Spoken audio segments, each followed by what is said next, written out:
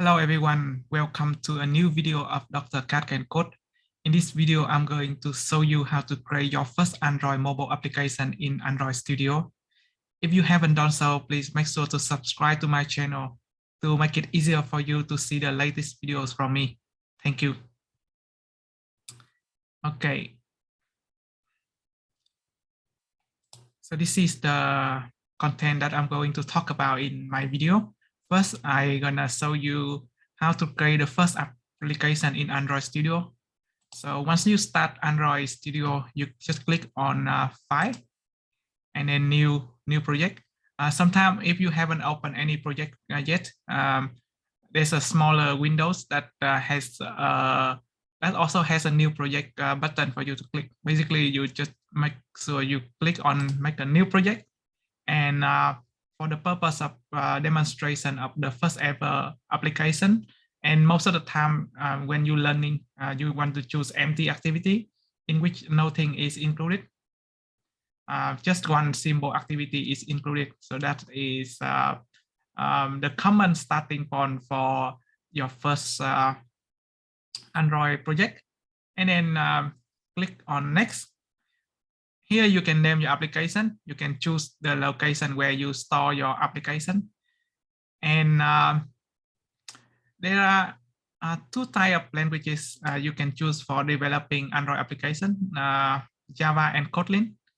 I think Java is more popular, but Kotlin is the new trend. And I tend to pick Java as a suggestion for beginner, especially if you have learned Java before. Minimum SDK is where to indicate how many devices that you want to support. You can click on the Help Me Choose to see how many apps, how many phones you can support if you choose the minimum SDK at some certain level. I can show you now. So if you choose Android 10 or SDK 29, you only support 8.5% of the phones, of the Android phones in the market.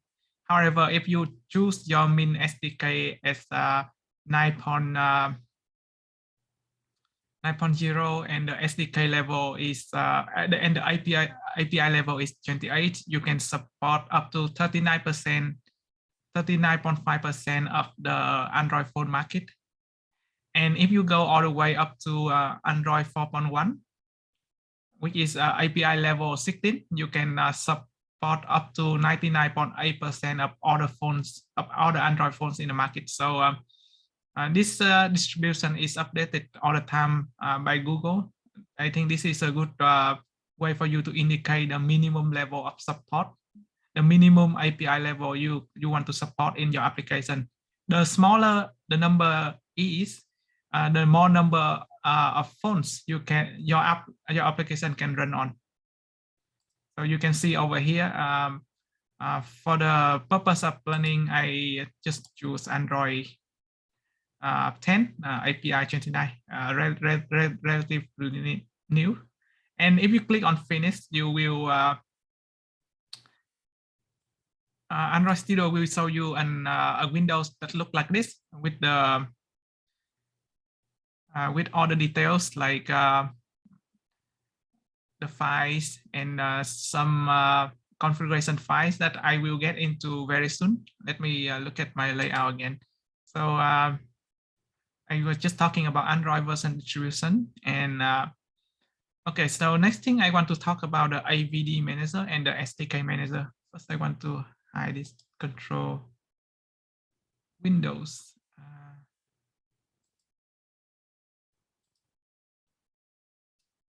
Is there a way to okay, hide floating meeting control.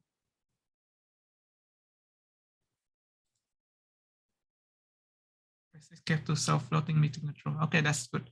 All right. So let's continue. Over here, I have the Android Studio Windows, and if you click on Tools, you can see there are two options to manage AVD and SDK. So let's click on AVD Manager first. So AVD Manager stands for Android Virtual Device Manager, in which you can set up a virtual Android phone, a virtual machine of an Android phone running on your computer, so that you can test your application without having a phone. I strongly recommend that if you have an Android phone, activate the Android developer mode for the phone, and you can test your application in your real phone. That make it much faster to run. However, if you don't have an Android phone, you can use a virtual device. And the good thing about virtual device, you can create many different virtual devices corresponding to multiple API version and Android version and different screen size, different type of phones, so that you don't need to own those phones to test them out to make sure your application can run well on those phones. I have created a generic Nessus 5X at API 29 here, and this is the resolution of the phone, the API the phone can support, and the target, and it costs it takes up to 4.1 gigabyte of size on my hard drive. So that's about the setting up the virtual device, so that you can run your application on this virtual device. It's like a virtual machine of an Android operating system, like a virtual phone running on your computer. So the another thing is you want to go to Tools and SDK Manager. So in the SDK Manager, you can see the SDK, Android SDK required for your development.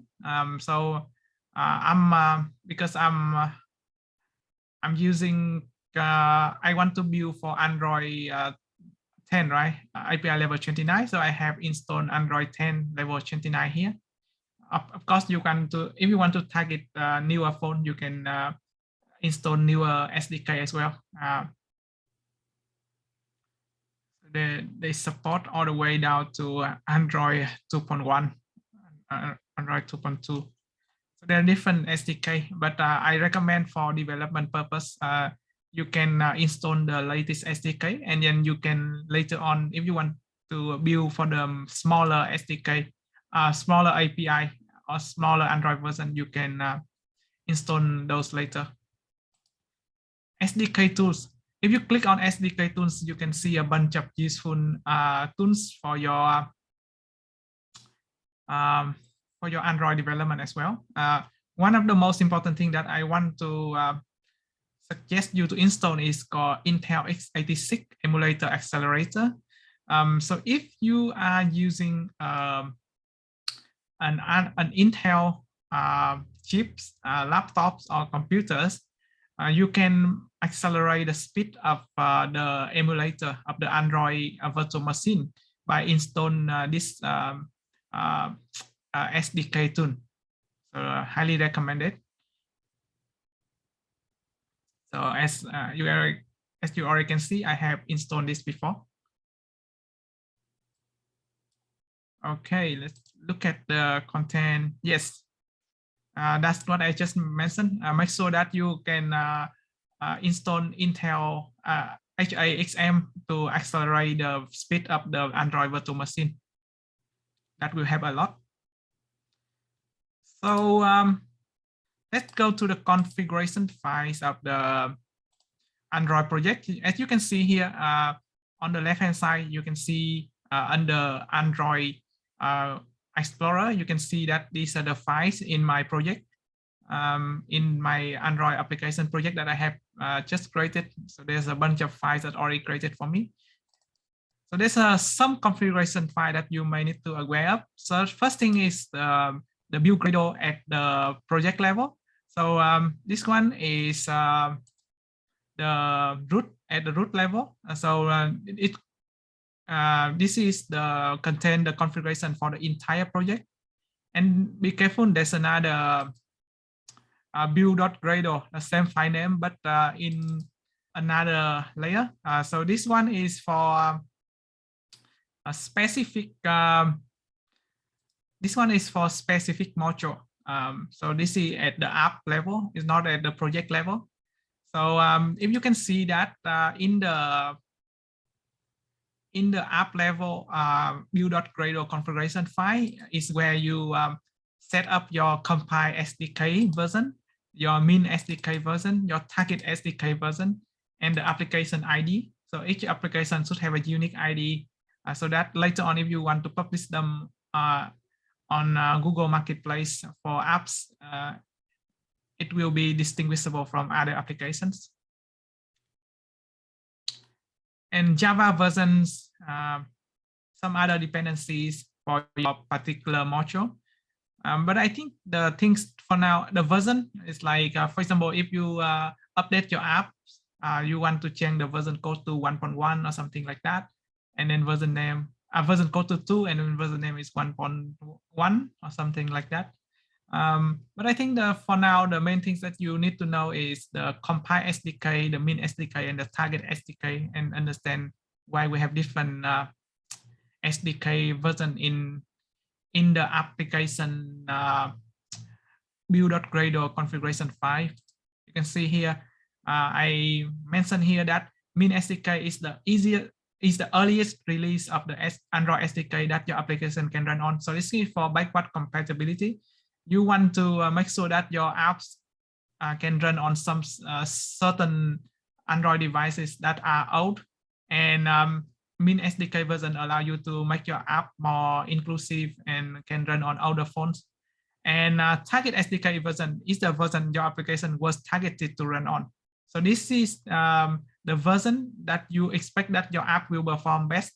For example, if you want to build for the latest Android phone, you're gonna set a different target SDK version depending on what you want to build for. So this is the main things. This is the main type of phones or OS that your phone can your application can run very well on. Another thing is compile SDK version.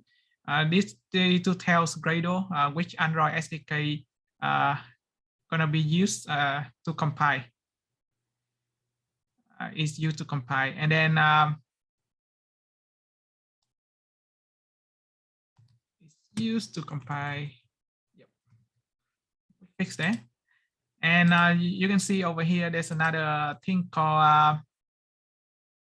This is another suggestion that I want to give. Like normally, the min SDK gonna be less than or equal to the target SDK version. Obviously, you want to support the older phones, while targeting the newer phones, and then less than or equal to compile SDK version, which is the version that your Android Studio actually used to build the app, to build the mobile phone app.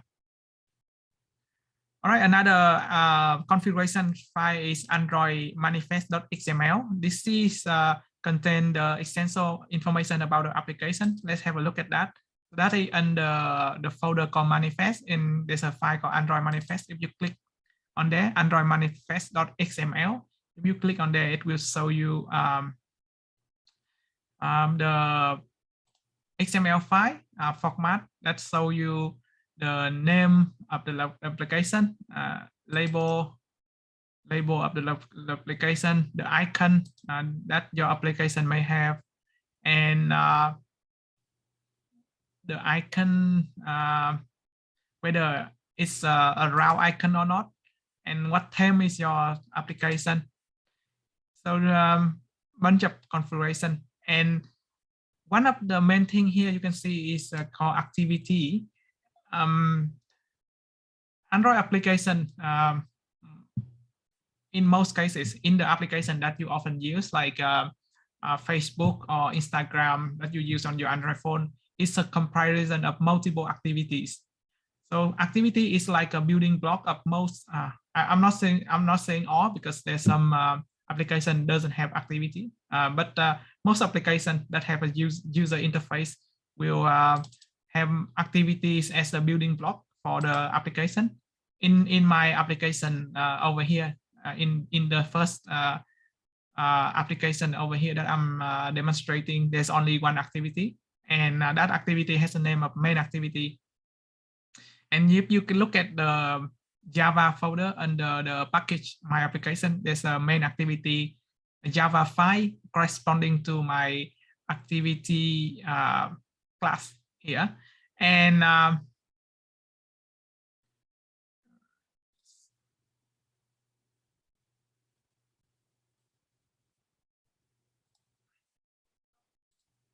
yes, under REST folder and then layout folder, there's another file to describe how my activity would look like for the user interface called activity main.xml. There are two things corresponding to this activity, but the configuration to show that to show the information about activity about this activity is or other activities going to be in the Android.manifest manifest.xml. So this is the very important file that you need to work with a lot. All right. So that is the Android manifest.xml file and the main activity.java file for the activity that I just saw in the Android manifest configuration. And then this is the XML file showing the UI design for the activity, for that particular activity. There in Android Studio, there are multiple ways to look at the UI design of the XML file. There's a design mode in which it shows you just the drawing of the UI elements. And then you can see the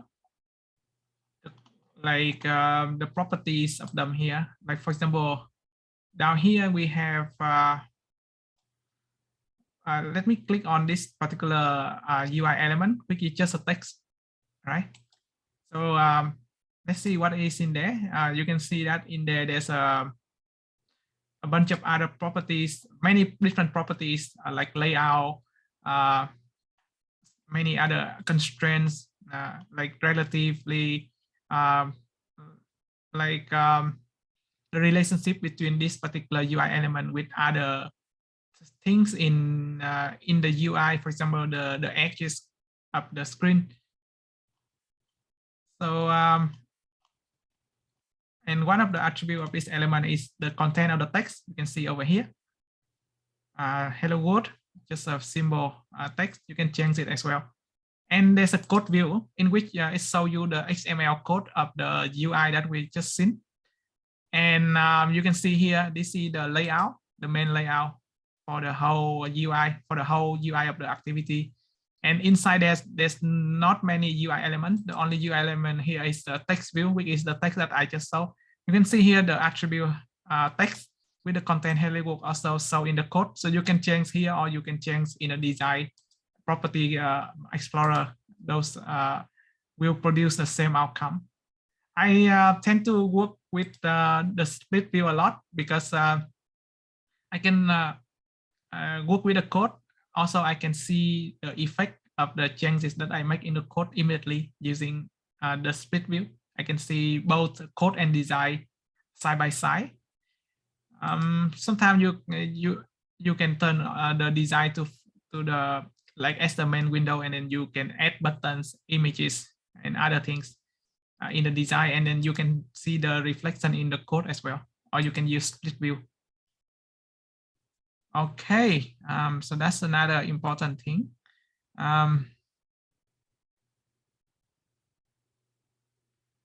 Let's see. Okay, so let's talk about a bit about the way the activity is run. So when I first run the application, it will run this main activity, and in the main activity has a very important function called onCreate. So this function will be called when the this activity is launched.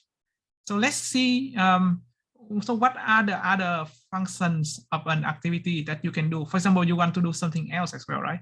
And especially for Android phone application, there's a lot of circumstances when you don't just run the application smoothly from the beginning to the end. Sometimes the user stop your application and listen to a phone call, or switch to another application and switch back to your application. So there's a lot of things going on for a mobile application compared to the normal applications on PC. So that's why you need to understand the activity lifecycle of an Android application quite well. So this is the image that I got from the official Android development website by Google. So there are many steps in a lifecycle, but let me quickly walk you through the main step when you launch an activity. For example, you start an application. The first thing gonna be called is the onCreate function, and then it called the onStart function, and then it's called the onResume function, and then the activity start running over here. So this is the main body when the activity start running. So when there's something happen, for example, if another activity comes into the foreground, this is when you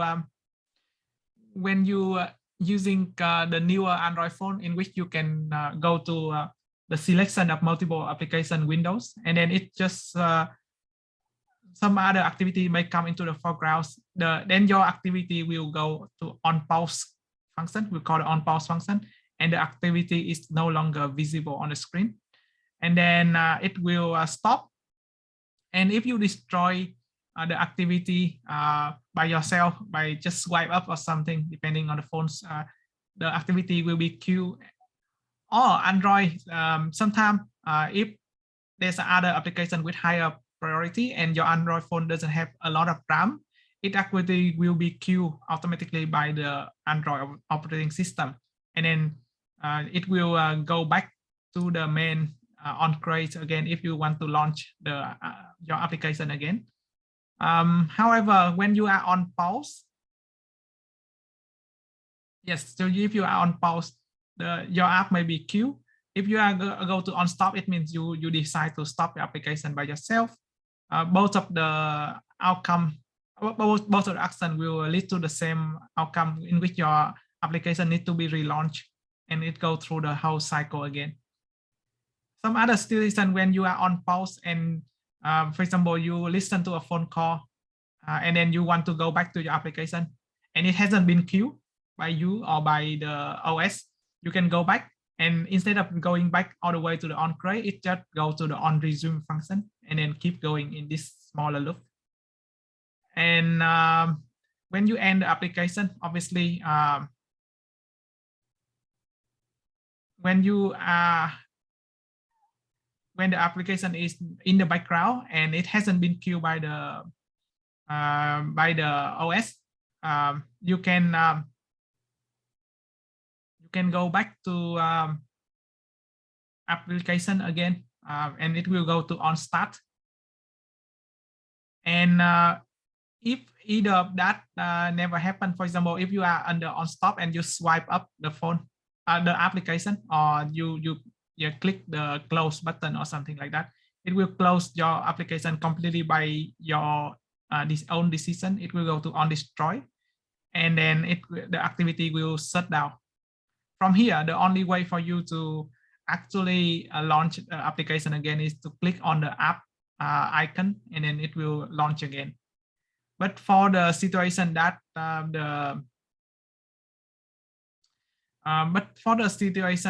application is under on pause or on stop, if the application doesn't have very high priority, the OS can actually kill your application. And later on, when you click on the application again, it will actually go to onCreate. But if you are the one who make that decision, like from here, you like from the multiple view of apps windows, you click on the application again, it go back from on pause to on resume. If you are in the background, your application is in the background, and if you click on the application again, it will take the foreground position again, and then but you are already at on stop, so it will go to on start instead of on resume. So this is the basic idea of the life cycle of an activity for Android application. You will understand about this more when you make more complicated application that can handle more complicated situation. But for now, just onCreate is enough. And let's have a look at that in action. in our application over here, I have a bunch of different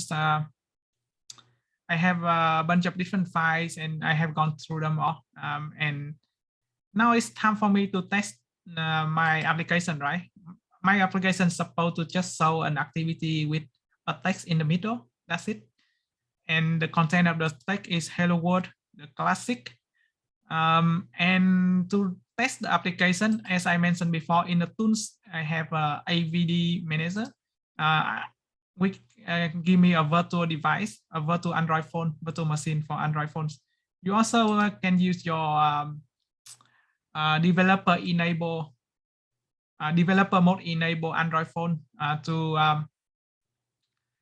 test your Android application. And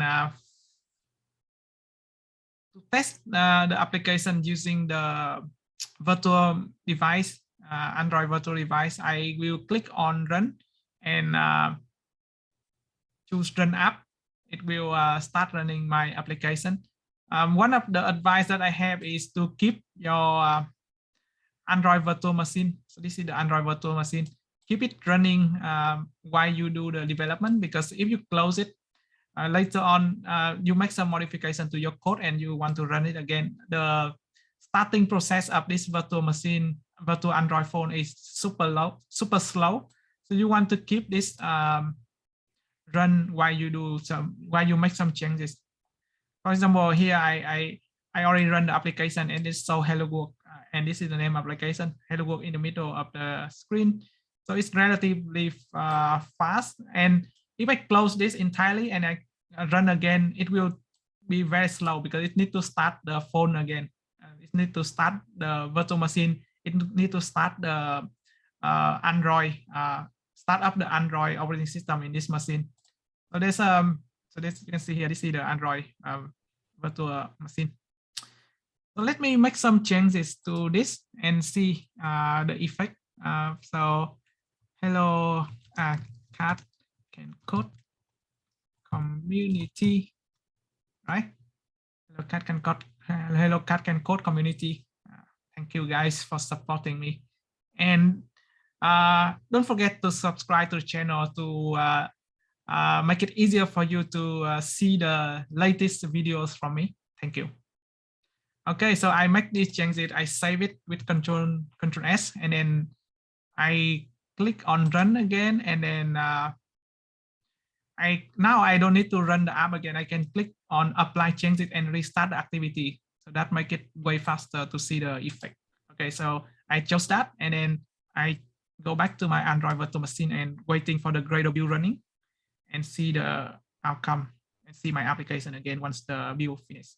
Apply changes. Okay, so it's done. Apply changes succeeded, and then I can see the outcome here under my Android phone virtual machine soon. Restart the activity. Apply changes succeeded moments ago.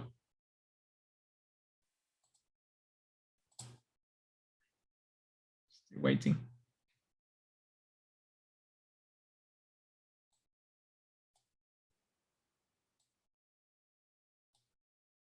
I think it's already applied the changes. Maybe let me go to the application and start it and see my application. Yep, hello Cat CanCode community. As you can see over here, the application has been updated with the new changes that I make. And it's relatively fast because I don't need to make, like I don't need to restart the whole virtual machine and restart the whole Android operating system again in my virtual machine, so it's much faster. So for example, here I will make a change again. Hello Cat CanCode community becomes we please subscribe. Please sub Cat CanCode channel.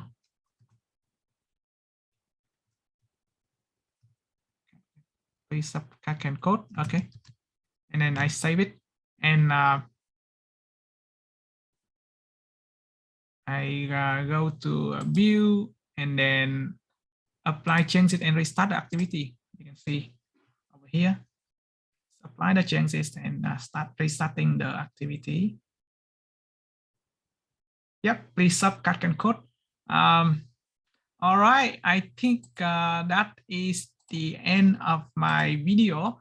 Thank you very much for watching, guys. I hope you will be successfully creating your first Android mobile application using the knowledge that I taught you from this video. Don't forget to subscribe to my channel to make it easier for you to see the newer videos from me. Thank you for your support, and take care. Stay safe and see you again in the next video. Goodbye.